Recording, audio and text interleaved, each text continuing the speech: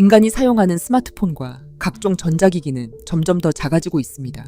손에 들고 사용하는 스마트폰에서 안경과 반지 같은 웨어러블 기기로 빠르게 진화하고 있습니다.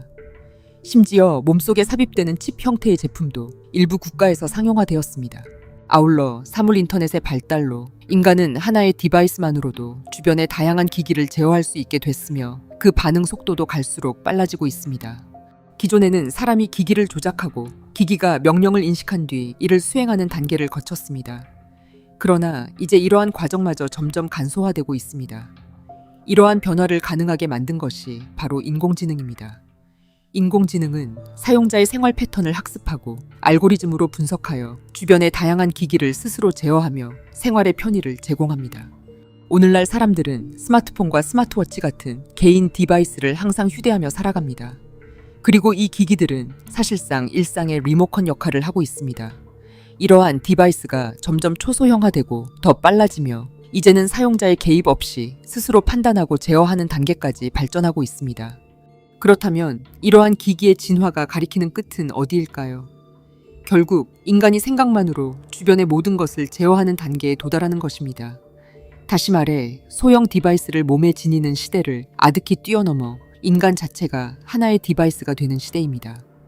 지금은 상상 속의 이야기처럼 들리지만 이러한 변화는 이미 빠르게 진행되고 있습니다. 현재는 의료 목적으로만 활용되고 있는 일론 머스크의 뉴럴링크가 대표적인 사례입니다. 뉴럴링크는 인간의 뇌에 초소형 디바이스를 연결하여 사용자의 생각만으로 다양한 기기를 제어할 수 있도록 하는 기술입니다.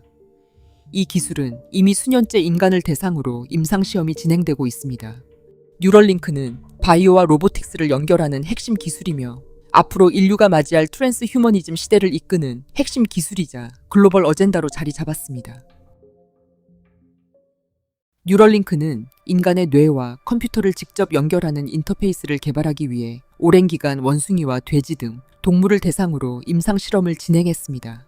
이 과정에서 미세 전극이 장기간 뇌 조직에서 안정적으로 작동하는지, 뇌 손상을 최소화할 수 있는지, 무선 데이터 전송이 가능한지를 반복적으로 검증했습니다.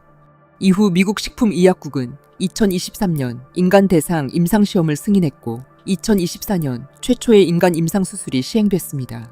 현재 뉴럴링크는 미국을 비롯하여 캐나다와 영국 등으로 임상시험을 확대하며 국제적인 임상 단계에 들어섰습니다. 뉴럴링크의 첫 번째 임상 대상자는 2024년 사지마비 환자인 놀런드 아보였습니다. 이후 척수손상 환자와 근위축성 측삭 경화증 환자로 임상시험이 확대됐으며 지난해에는 3명의 참가자가 생각만으로 컴퓨터를 사용하는 단계에 도달했습니다. 올해 기준 뉴럴링크의 전 세계 임상시험 참가자는 21명입니다.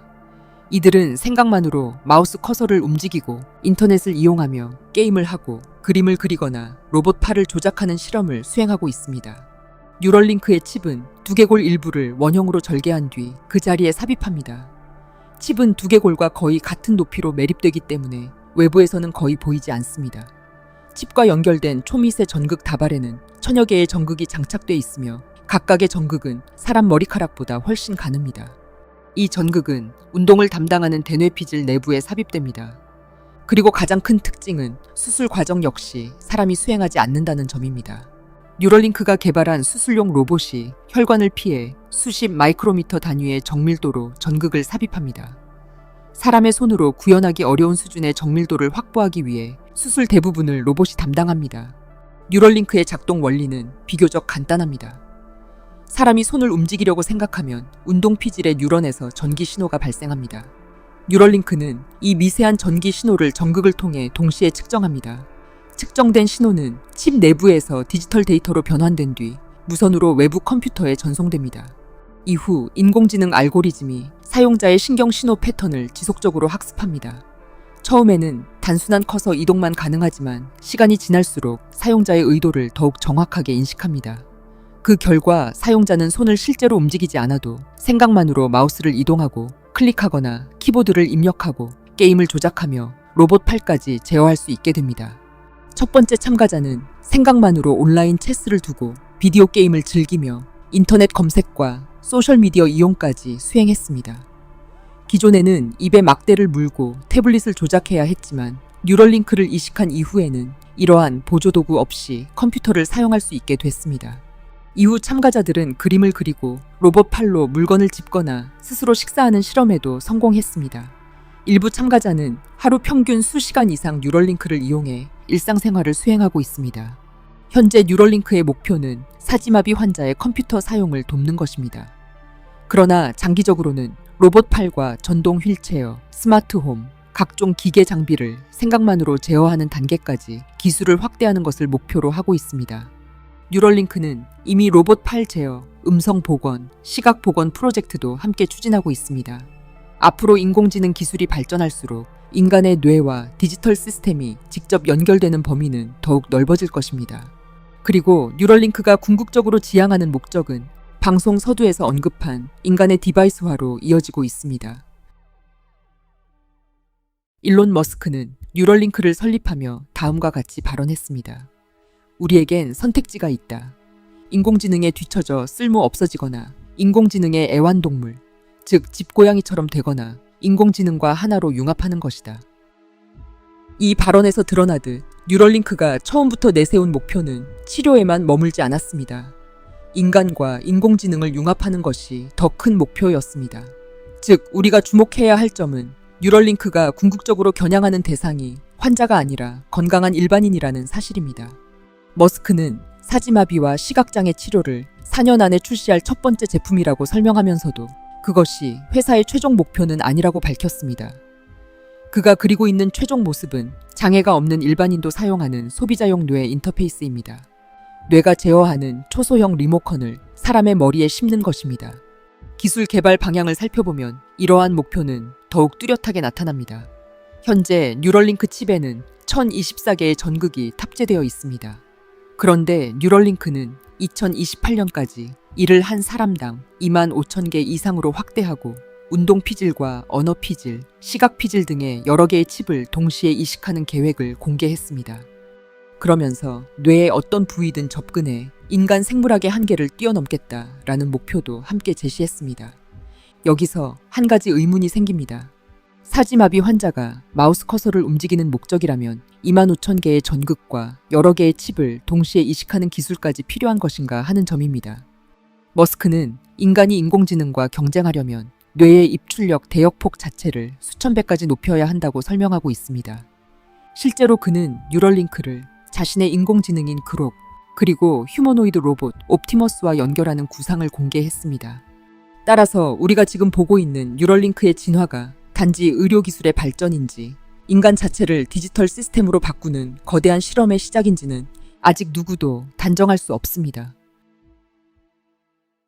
뉴럴링크는 의료기기를 비롯해 인간의 뇌 정보를 디지털 데이터로 변환하는 기술이기 때문에 새로운 윤리적 논쟁을 불러오고 있습니다. 가장 큰 쟁점은 개인의 신경 정보가 어디까지 보호될 수 있는가에 있습니다.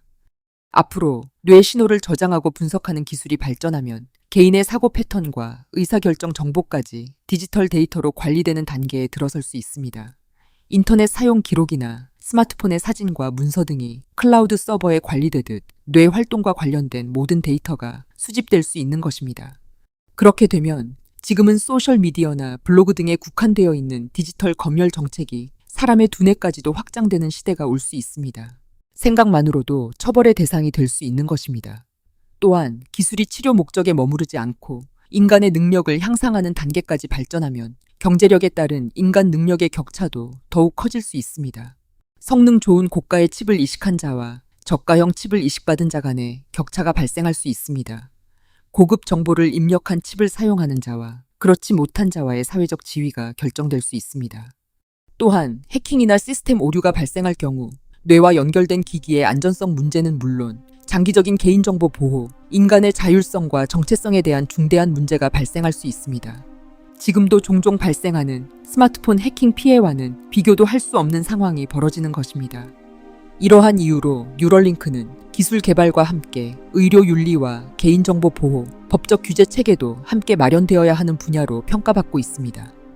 이러한 뇌 임플란트 기술이 발전할수록 인간은 스마트폰과 컴퓨터를 사용하는 존재에서 자신의 뇌 자체가 하나의 디지털 단말기가 되는 단계에 진입하게 될 것입니다. 생각만으로 기계를 제어하고 정보를 주고받는 시대가 열리면 인간의 능력은 크게 향상될 수 있습니다. 그러나 동시에 인간은 거대한 네트워크에 연결된 하나의 디바이스가 됩니다. 이러한 변화는 개인의 기억과 사고, 감정까지 디지털 데이터로 전환되는 시대를 열게 되며 인간과 인공지능의 경계도 점점 희미해질 것입니다. 뉴럴링크는 글로벌 기술 기업들이 추진하는 초연결 사회의 핵심 기술입니다. 디지털 아이디와 인공지능, 생체인식, 뇌 컴퓨터 인터페이스가 하나의 플랫폼으로 통합되면 인간의 행동뿐 아니라 사고와 의사결정까지 기술 시스템 안에서 관리되는 사회가 형성될 것입니다. 특히 세계경제포럼에서 집중적으로 논의된 바 있는 트랜스 휴머니즘 시대를 고려한다면 이러한 기술이 인간의 능력을 확장하는 도구에서 사회 통제의 핵심 수단으로 발전할 수 있다는 것은 불을 보듯 뻔한 일입니다. 따라서 뉴럴링크는 미래 기술의 발전 방향과 권력이 집중되는 방향을 보여주는 대표적인 사례이며 이러한 사회가 점점 현실로 다가오고 있다는 명백한 증거입니다. 시청해주셔서 감사합니다.